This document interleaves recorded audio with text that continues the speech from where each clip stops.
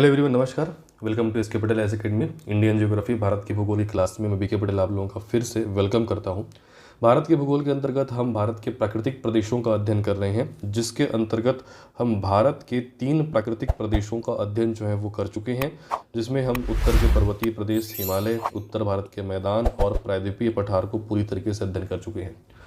पिछले क्लास से हमने जो है भारत के चौथे प्राकृतिक प्रदेश, तटीय मैदान एवं द्वीप समूह का अध्ययन जो है वो प्रारंभ किया है, जिसके अंतर्गत हम तटीय मैदानों का अध्ययन जो है वो आपका कर चुके हैं। और आज की क्लास में हम भारत के जो आइलैंड्स हैं, भारत के जो आपके द्वीप समूह हैं, इसके बारे में पढ़ने वाले हैं। ठीक है, ये जो चैप्टर है, ये जो टॉपिक है वो ऐसा है जिसको आपको पूरी तरीके से मैप से समझना है।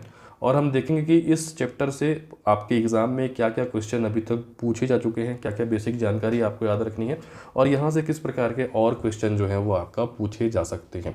तो सबसे पहले अगर द्वीप समूहों की बात की जाए तो भारत में देखिए बहुत सारे द्वीप समूह हैं। बंगाल की खाड़ी में और आपका अरब सागर में अलग अलग स्रोतों में अलग अलग डेटा मिलता है। कहीं पर ये लिखा हुआ मिलता है कि लगभग 247 द्वीप हैं, कहीं पर 222 द्वीप मिलता है, कहीं पर 500 से अधिक भी छोटे छोटे द्वीप जो हैं वो आपके बताए जाते हैं। तो टोटल कितने द्वीप हैं भारत के अधिकार में, इसकी संख्या पूरी तरीके से फिक्स नहीं है, कोई मानक स्रोत नहीं है इसका। मुख्य रूप से जो आपको द्वीप समूह में याद रखना है वो है अंडमान निकोबार और आपका लक्षद्वीप, क्योंकि जो आपका अंडमान निकोबार है वो आपका भारत का एक केंद्र शासित प्रदेश भी है, साथ ही साथ लक्षद्वीप भी भारत का एक क्या है, आपका केंद्र शासित प्रदेश। इसके अलावा भारत के तट पे और भी जो छोटे छोटे द्वीप है, इसके बारे में भी हम जो है वो आपका चर्चा करने वाले हैं। बहुत ही बेहतर ढंग से हम मैप के माध्यम से इसको समझेंगे। तो सबसे पहले हम शुरुआत करते हैं आपका हिमालय पर्वत से। अब आप सोचेंगे कि आपका द्वीप समूह में हिमालय पर्वत का क्या काम, क्योंकि कहानी जो है वो यहीं शुरू होती है, क्योंकि पहला जो हम द्वीप पढ़ने वाले हैं वो है आपका अंडमान निकोबार। देखिए क्या है कि हिमालय पर्वत का विस्तार आप सभी जानते हैं कि जो आपका हिमालय पर्वत है वो इस प्रकार से ऐसा फैला हुआ है। और हिमालय पर्वत पढ़ाने के दौरान मैंने आपको बताया था कि ये हिस्सा इधर आपका टूटा हुआ है जो अफगानिस्तान में और पाकिस्तान में जाता है। उसी प्रकार से ये वाला हिस्सा जो है वो आपका म्यांमार में एंटर करता है। ठीक है, और हम पढ़ चुके हैं कि इसी हिमालय का जो ये आपका टूटा हुआ हिस्सा है जो कि म्यांमार, इधर आपका म्यांमार है और इधर आपका भारत है, इसके बीच एक प्राकृतिक सीमा बनाता है। इस पर्वत को कहते हैं अराकान योमा पर्वत। अराकान योमा पर्वत। तो ये अराकान योमा पर्वत हिमालय का ही विस्तार है। अब इसको थोड़ा सा आप डीप में समझेंगे। देखिए, अब इस अराकान योमा पर्वत से अगर आप नीचे जाओगे, इस अराकान योमा पर्वत से यदि आप ऐसे नीचे जाओगे तो इधर है बे ऑफ बंगाल, बंगाल की खाड़ी। बे ऑफ बंगाल है, बंगाल की खाड़ी। ये अराकान पर्वत का विस्तार जो है और नीचे है, इधर दक्षिण क्षेत्र में है। यही अराकान पर्वत जो है इधर पूरा यहाँ तक नीचे तक गया हुआ है, लेकिन ये दिखता नहीं है। अराकान योमा पर्वत आपको यहाँ दिखाई देगा, फिर यहाँ पे पानी है, ठीक है, बंगाल की खाड़ी है। फिर उसके बाद इसी अराकान योमा पर्वत जो है यहाँ पे जब समुद्र छिछला हुआ, कम गहराई हुआ, तो यहाँ पे द्वीप समूह के रूप में ये आपका उभर आया है। और भारत में इस द्वीप समूह को क्या कहा जाता है? अंडमान निकोबार आइलैंड। मतलब आपको ये याद रखना है कि अंडमान निकोबार द्वीप समूह हिमालय पर्वत का ही ऊपर उठा हुआ भाग है, हिमालय पर्वत का ही हिस्सा है। आप सैटेलाइट में जब देखेंगे तो ये वाला हिस्सा आप कभी भी एटलस वगैरह निकाल के देख लीजिए या गूगल में सर्च करके देख लीजिए, तो ये वाला जो आपका हिस्सा है ना, ये हल्का सफ़ेद सफ़ेद दिखाई देता है। समुद्र में जो सफ़ेद सफ़ेद हिस्से आपको दिखाई देते हैं, हल्का मतलब जो पूरी तरीके से नीला नहीं दिखाई देता, कुछ सफ़ेद दिखाई देता है, वो आपका छिछला समुद्र होता है। छिछला समुद्र मतलब जिस समुद्र की गहराई क्या होती है? कम। तो यहाँ पे गहराई कम इसलिए है क्योंकि इसके नीचे बेटा पर्वत है, हिमालय पर्वत। तो ये हिमालय पर्वत ऐसा टूट करके ऐसा गया हुआ है, तो यहाँ पे ये उभरा हुआ है और यहाँ पे ये आइलैंड के रूप में उभरा हुआ है। बाकी हिस्सा ये जो है वो बंगाल की खाड़ी में क्या है, आपका डूबा हुआ है। ठीक है, तो बंगाल की खाड़ी में अराकान योमा पर्वत का ही ये ऊपर उठा हुआ भाग या हिमालय का ही ऊपर उठा हुआ भाग जो है वो अंडमान निकोबार द्वीप समूह के रूप में बंगाल की खाड़ी में विस्तारित है। ठीक है, अब देखिए इसको हम थोड़ा सा डिटेल में समझते हैं। अब यहाँ पे आप द्वीप समूह देख पा रहे हैं, इसको मैं जूम करके आपको पढ़ा रहा हूँ ताकि आप इसको अच्छे से जो है वो समझ पाएँ। ठीक है, इसमें ये जो आपका द्वीप समूह है ये है अंडमान, और अंडमान और निकोबार के बीच में थोड़ा सा गैप है। नीचे वाला जो आपका द्वीप समूह है वो है निकोबार द्वीप समूह। दोनों को मिला करके अंडमान निकोबार द्वीप समूह कहा जाता है। तो फिर ये क्या है? ये भी एक द्वीप समूह है। इस द्वीप को कहा जाता है कोको द्वीप। ये है आपका कोको आइलैंड। लेकिन कोको आइलैंड के ऊपर भारत का अधिकार नहीं है। ये जो कोको आइलैंड है उसके ऊपर जो है वो आपका म्यांमार का अधिकार है। ठीक है, ये भी उसी अराकान योमा पर्वत का, हिमालय पर्वत का ऊपर उठा हुआ भाग है। तो अगर डीप क्वेश्चन पूछ दे तो इसको मैं यहाँ पे शामिल कर दिया हूँ। आपको याद रखना है कि ये द्वीप का नाम क्या है? कोको द्वीप। और ब्रैकेट में मैं लिख देता हूँ कि ये जो कोको द्वीप है ये किसके नियंत्रण में है? तो ये म्यांमार के अधीन या म्यांमार के नियंत्रण में है। राइट। अब अपने को समझना है इस पूरे के पूरे अंडमान को और इसको आपका निकोबार को। ठीक है, तो देखिए जो आपका अंडमान है ये 4 भागों में जो है वो आपका बटा हुआ है। ठीक है, कौन कौन से 4 भाग? यहीं से प्रश्न बनना जो है वो आपका शुरू हो जाता है। अंडमान का जो सबसे ऊपरी हिस्सा है उसको कहा जाता है उत्तरी अंडमान। उत्तरी अंडमान के नीचे है मध्य अंडमान। मध्य अंडमान के नीचे है दक्षिणी अंडमान। और दक्षिणी अंडमान के भी नीचे है लिटिल अंडमान, या इसको हिंदी में लघु अंडमान कहते हैं। तो छात्रों की सबसे पहली गलती यहीं पे होती है और यहीं से एक प्रश्न बन जाता है कि अंडमान का सबसे अंतिम छोर कौन सा है, और छात्र लगा के आ जाते हैं दक्षिणी अंडमान, क्योंकि दक्षिणी वर्ड से ऐसा लगता है कि सबसे दक्षिणतम हिस्सा अंडमान का दक्षिणी अंडमान होगा, बट ऐसा नहीं है। नॉर्थ अंडमान, फिर मिडिल अंडमान, फिर साउथ अंडमान, उसके नीचे जो अंडमान है वो है लिटिल अंडमान या लघु अंडमान। तो यहाँ पे उत्तर ये होगा कि अंडमान का सबसे जो आपका दक्षिणतम हिस्सा है वो दक्षिणी अंडमान नहीं है, वो क्या है? आपका लघु अंडमान है। राइट। ठीक, तो पहले मैं अंडमान को समझाता हूँ, उसके बाद हम निकोबार आइलैंड पे जो है जाएंगे। सबसे पहले बात कर लेते हैं उत्तरी अंडमान से। ठीक है, उत्तरी अंडमान में पूरे के पूरे अंडमान निकोबार द्वीप समूह की सबसे ऊंची चोटी है। ठीक है, जिसको कहा जाता है सैडल पीक। उत्तरी अंडमान की जो ऊंची चोटी है, इस ऊंची चोटी का नाम क्या है? Saddle peak. ये एग्जाम में पूछा जाता है कि अंडमान की सबसे ऊंची चोटी क्या है? तो सैडल पीक। पूरे अंडमान निकोबार का भी क्या है? Saddle peak. और सैडल पीक किस में है? तो उत्तरी अंडमान में है। राइट। इसके अलावा इस उत्तरी अंडमान में आप एक जगह और याद रखो, नारकोंडम द्वीप। नारकोंडम द्वीप। अब नारकोंडम द्वीप क्यों खास है? क्योंकि अंडमान निकोबार द्वीप में जो आपका नारकोंडम द्वीप है वह एक सुसुप्त ज्वालामुखी है।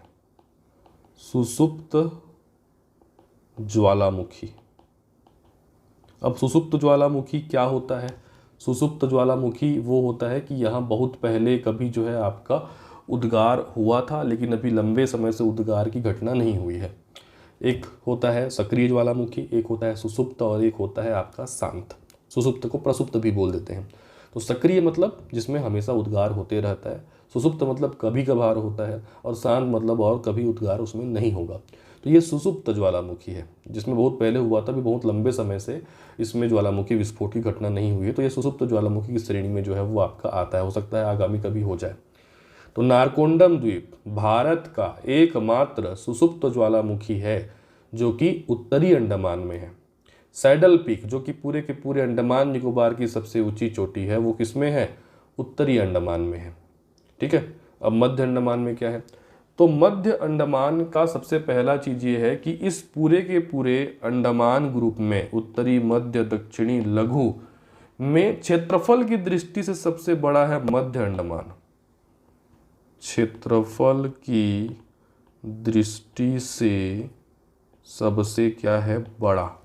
मतलब ये अंडमान ग्रुप में बता रहा हूँ, मतलब अंडमान निकोबार में जितने भी आइलैंड हैं उसमें आइलैंड, एक आइलैंड का वो ग्रुप है, द्वीप का समूह है, इसमें सबसे बड़ा कौन सा है? तो आपका मध्य अंडमान। इसके अलावा मध्य अंडमान में और क्या खास है? मध्य अंडमान में आपको याद रखना है बैरन द्वीप। मध्य अंडमान में बैरन द्वीप, और बैरन द्वीप पूरे के पूरे भारत का एकमात्र सक्रिय ज्वालामुखी है। जिसको पूछता है भारत का एकमात्र सक्रिय ज्वालामुखी बैरन द्वीप है, और बैरन द्वीप किस में है? तो आपका मध्य अंडमान में है। ठीक है, तो मध्य अंडमान में दो खासियतें आप याद रखिए। पहला, ये पूरे के पूरे अंडमान ग्रुप में एरिया वाइज क्षेत्रफल की दृष्टि से मध्य अंडमान सबसे बड़ा है, और यहाँ पे बैरन आइलैंड है, बैरन द्वीप है इसमें, जो भारत का इकलौता सक्रिय क्या है? ज्वालामुखी है। उसके बाद आते हैं दक्षिणी अंडमान। दक्षिणी अंडमान में अंडमान निकोबार की राजधानी है पोर्ट ब्लेयर। अंडमान निकोबार की राजधानी क्या है जी? Port Blair. और ये पोर्ट ब्लेयर किस में है? तो आपका दक्षिणी अंडमान में है। ठीक है, इसको याद रखना, राजधानी किस में है? तो दक्षिणी अंडमान में है। क्या है राजधानी? तो आपका पोर्ट ब्लेयर। उसके बाद सबसे नीचे है लघु अंडमान, तो इसकी यही खासियत है।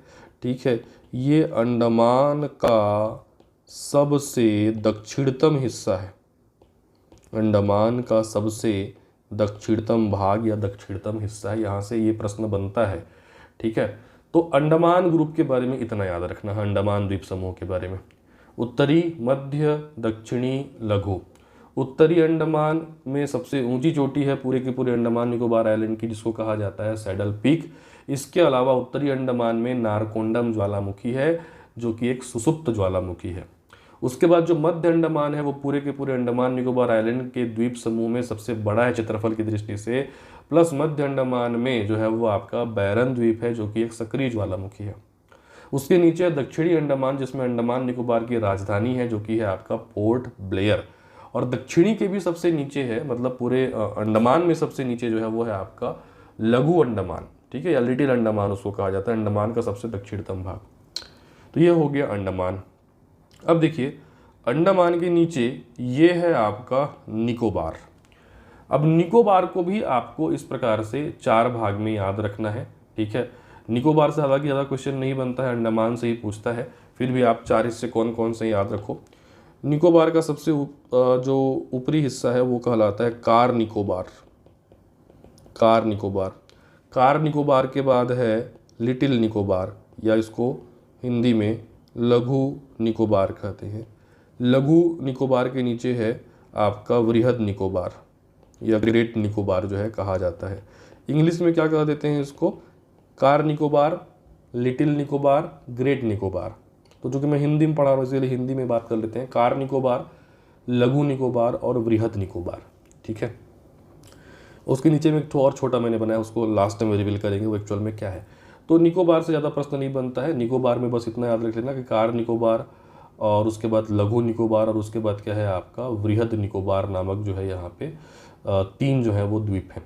तो उत्तर से दक्षिण क्रम आप याद रखना, जैसे अंडमान का उत्तरी, मध्य, दक्षिणी और लघु है, तो निकोबार का आपको याद रखना है कि कार निकोबार, लघु निकोबार, और उसके बाद क्या याद रखना है आपको? वृहद निकोबार।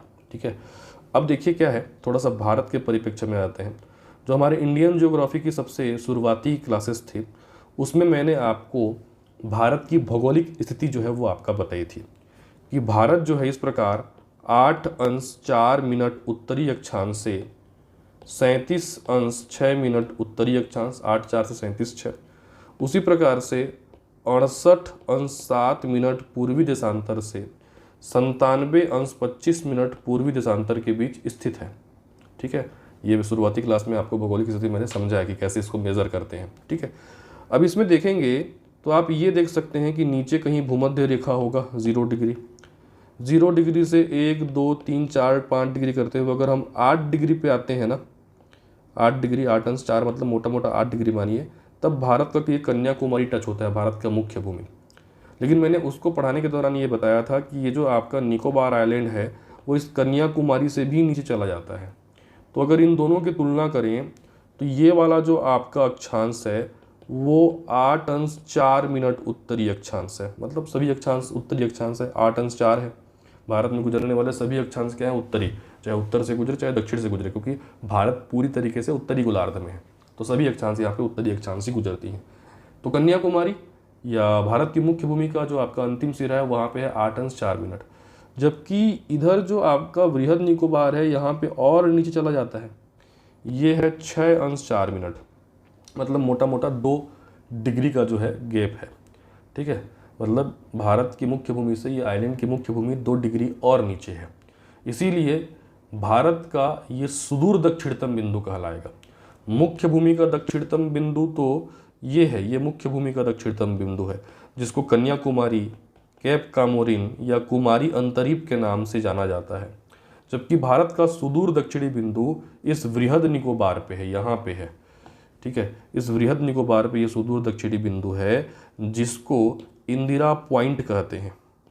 वृहद निकोबार से नीचे स्थित है क्या, इंदिरा पॉइंट।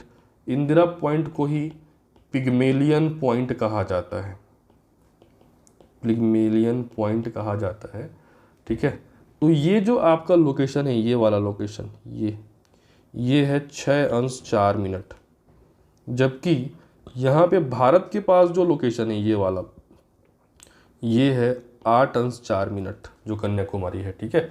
तो उससे और नीचे है ये इंदिरा पॉइंट। देखिए, इस इंदिरा पॉइंट को लेकर के कई सारे मतभेद हैं। वास्तविकता तो ये है कि ये जो आपका इंदिरा पॉइंट, जो सबसे दक्षिणतम सुदूर दक्षिणी बिंदु है, ये नष्ट हो चुका है सुनामी के चलते। और अब जो भारत का सुदूर दक्षिणतम बिंदु है, वो इंदिरा पॉइंट या पिग्मेलियन पॉइंट ना होकर के उसके ऊपर वाला ये वृहद निकोबार है। लेकिन अभी भी कुछ एग्जाम में भारत के सुदूर दक्षिणतम बिंदु के रूप में इंदिरा पॉइंट या पिग्मेलियन पॉइंट को उत्तर लेता है। तो इसको आप कम से कम याद रखें। अगर ये ना रहे ऑप्शन में तो उत्तर ले देना किसको, आपका वृहद निकोबार को। अब देखिए, ये 6 डिग्री हो गया। 6 से देखो 7, 8, 9 ऐसा करके जब 10 पहुंचते हैं, ये है 10 डिग्री उत्तरी अक्षांश, या इसी को 10 डिग्री चैनल कहा जाता है, ठीक है।